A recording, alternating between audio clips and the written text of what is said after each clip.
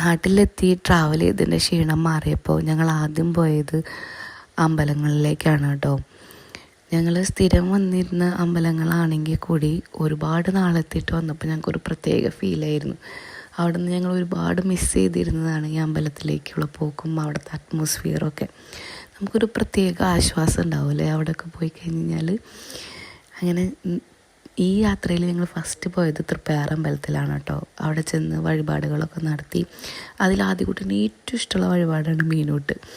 പണ്ട് ഒരുപാട് തവണ അവനെക്കൊണ്ട് ഞങ്ങൾ ചെയ്യിപ്പിച്ചിട്ടുണ്ടെങ്കിലും ഇപ്പോൾ ഒരു 3 വർഷമായില്ലേ അവനതിനെക്കുറിച്ചൊക്കെ മറന്നു പോയിരിക്കണം.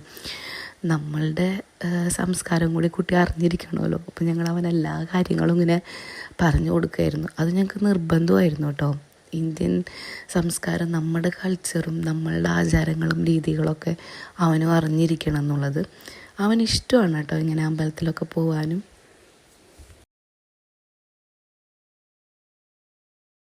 അപ്പോൾ ഞങ്ങളിങ്ങനെ അവനെല്ലാം പറഞ്ഞു കൊടുക്കുമായിരുന്നേ. നമ്മുടെ ഇന്ത്യൻ സംസ്കാരം കൂടി ഇവർ അറിഞ്ഞു വേണ്ടേ വളരാനായിട്ട്.